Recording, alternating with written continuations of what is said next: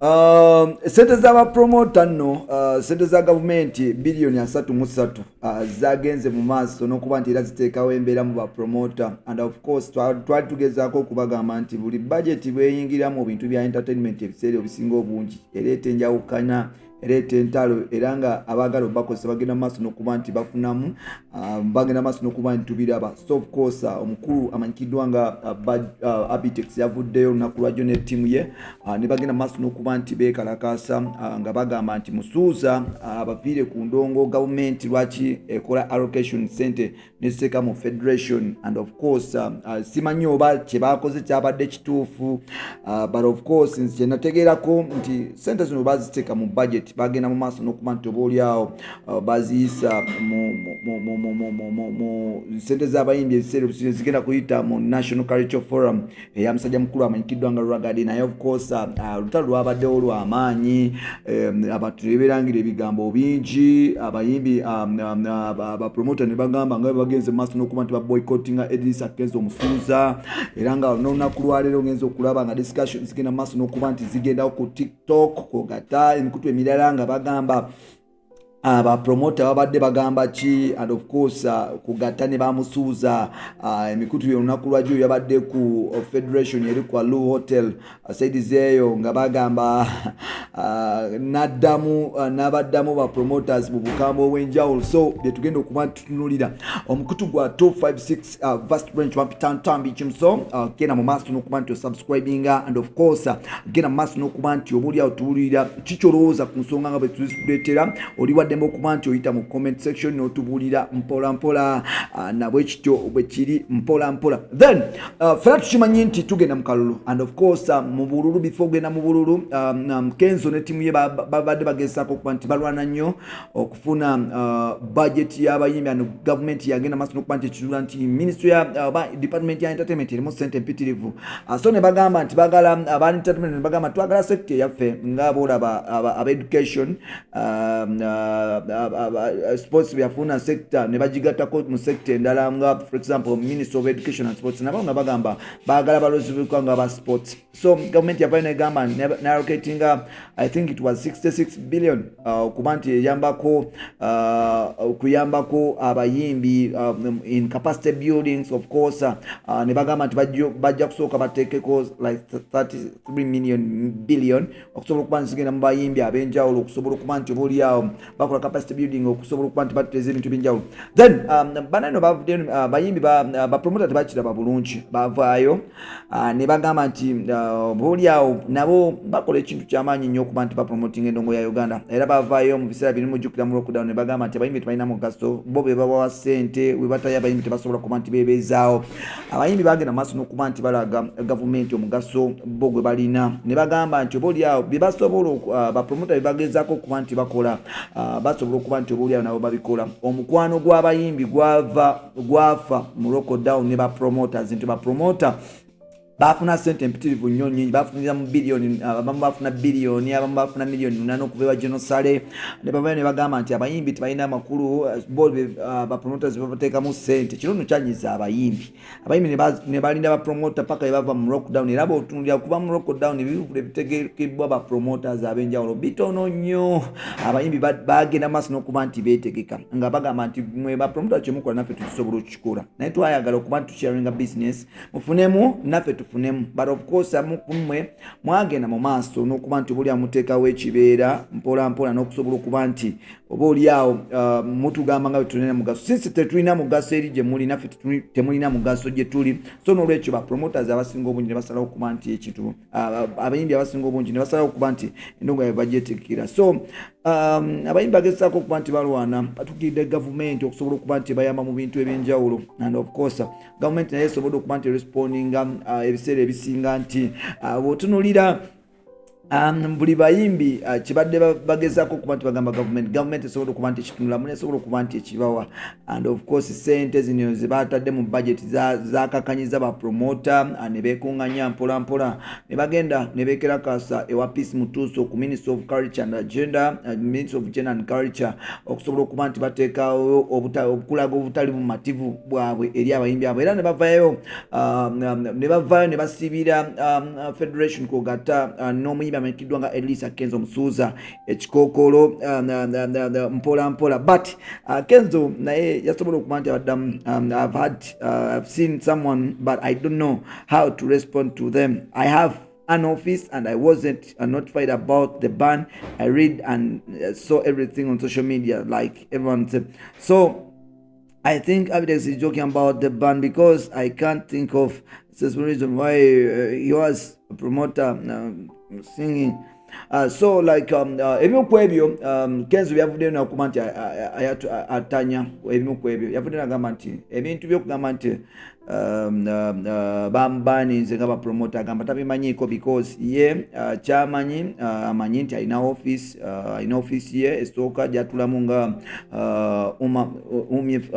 federation president lino erikwa lusut emutundwe office ye esooka and of course n'office endala eri official oba oliawo ye big talent house wali emakindye Salama Road wasobola okuba nti bamusisinkana agamba nti talabangako tanaba kuba nti afuna bbaluwa emulagira eraga nti bapromota bagenze maaso n'okuba nti bamubaninga navayo nategeeza nti oba oliawo ba Abitex bagenda maaso n'okuba nti bajoking about this stuff because ye talaba musango gugenda maaso n'okuba nti gumufuna lwaki bamubaninga of course bw'otunuulira ebiseera ebisinga omuyimbi promoter yavuddeyo kuba nti oba oli agamba nga byabbanize Kenzo funny enough abadde tategeka Eddy Kenzo Musuuza. One, Kenzo he has been expensive to promoters and of course bamukwabo baluba events bagenda maaso n'okuba nti bajjokera Eddy Kenzo Musuuza nasalawo ebintu byabijjemu ba promoter agenda maaso n'okuba nti abyekolera and of course Eddy Kenzo si ye muyimbi gw'osobola okugamba nti omuwadde ban nga tuze mu mazima.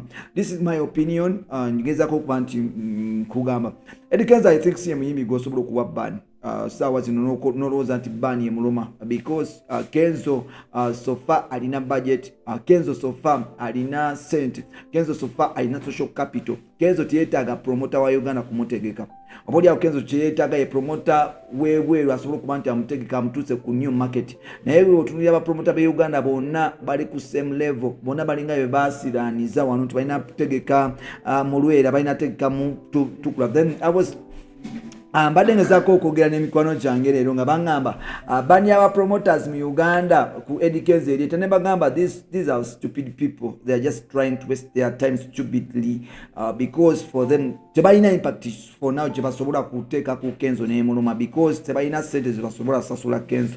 Most of them have been pleading for Eddy Kenzo Musuuza jangu otuyimbiremu. Abalala balaga Kenzo talina mugaso tebamutegeka abantu ne beteeka politics nti kuva Kenzo simanye bwe yava ewa kunopu ku Bobby Wine tagenda maaso nakuba nti akola sente so n'olwekyo abamu ne bavaawo ku ekyo mubutakola sente ne bamuvaako.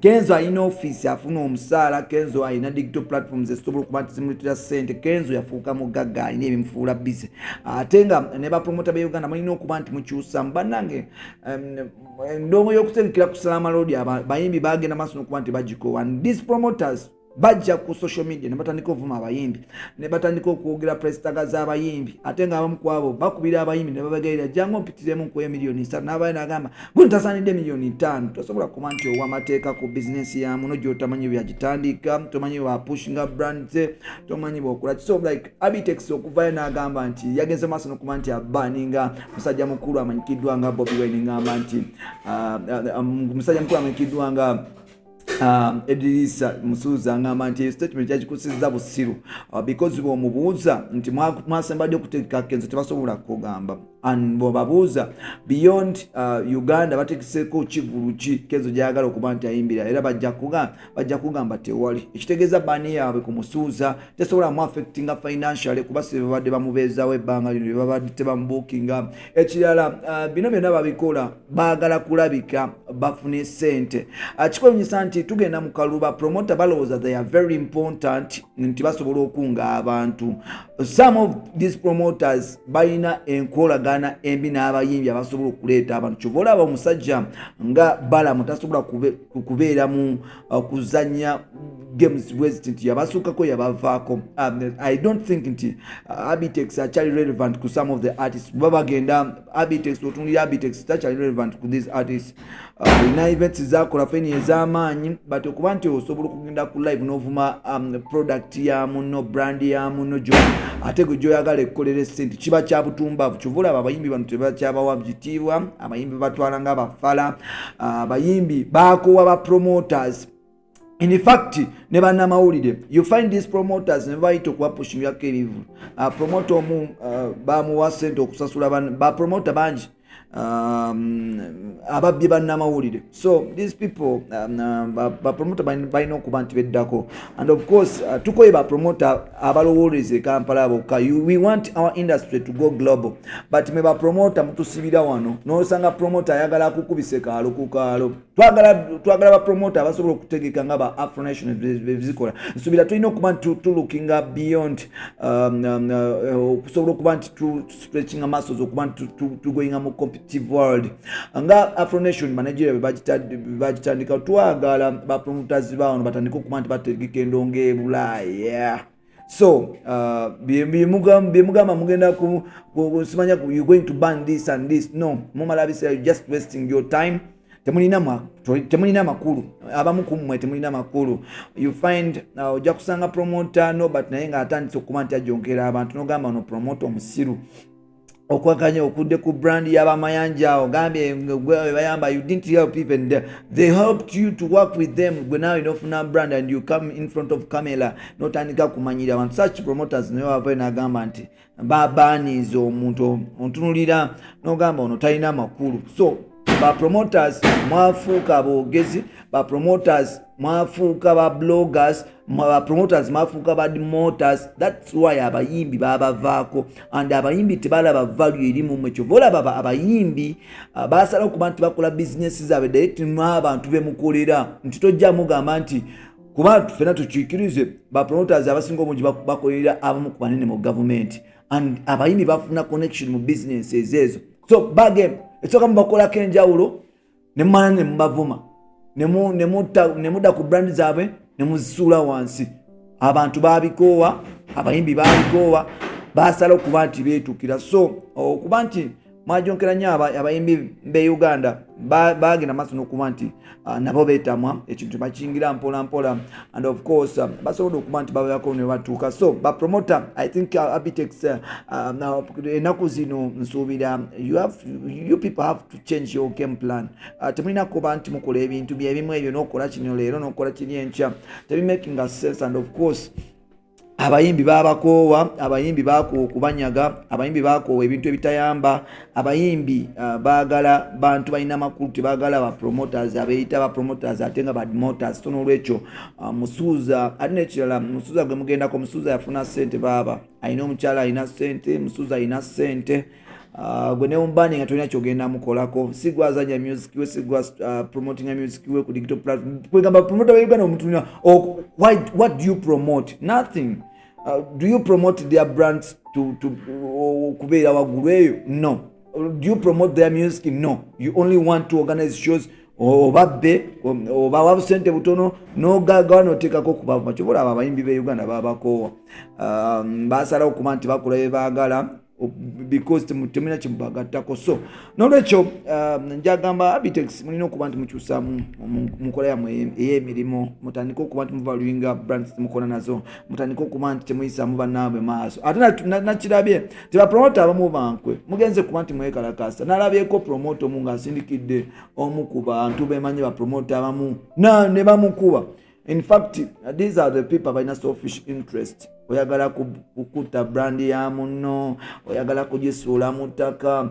I was so disappointed with some promoters there. Yavuddeyo n'akuba munne banasindikira abaye ne bakuba munne. So these people enongo kati ya kitegeevu, abantu bategeevu, abantu bagenda maaso n'okuba nti basoma, abantu bagenda maaso n'okuba nti bakyusa ebintu nga birina okuba nti mutambula. We munasigala nga mukyaliruko, mukyamanyirira abantu emukola nabo temubawa value. Abantu bajja kubaddukako. Olwaleero gwagamba nti osobola okuba nti obaninga Eddy Kenzo Musuuza nze ngamba oswala osesa n'okusesa era tesobola kubeera nti obeerawo. So that is Kenzo for you. Kenzo avudde n'agamba nti I know office basobola okumba nti bamusanga tabeetaaga. In fact in a simple manner Kenzo teetaaga ba promoter ba Uganda okuba nti asurviving ekyo kyange.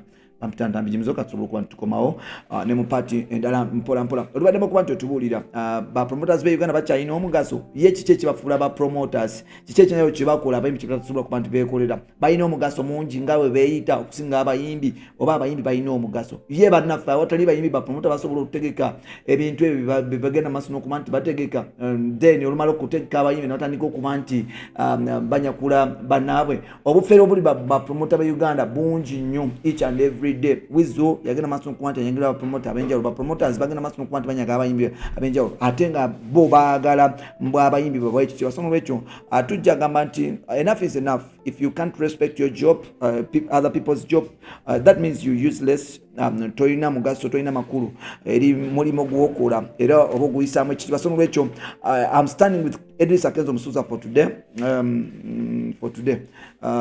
for today standing ne bamusuuza newankubadde nga ate nja kusaba bamusuuza sente bebazibawa bazikozesa ebintu ebituufu capacity building twetaaga YouTube offices wano twetaaga Spotify offices wano twetaaga ebintu bingi twetaaga okutereeza amateeka okitegeera ag'enjawulo mu ndongo so mbalinze musobole okuba nti mukola ebintu bino mutukutu gwa 256 bus range bampitantambi jim so tujja komawo nateera mpola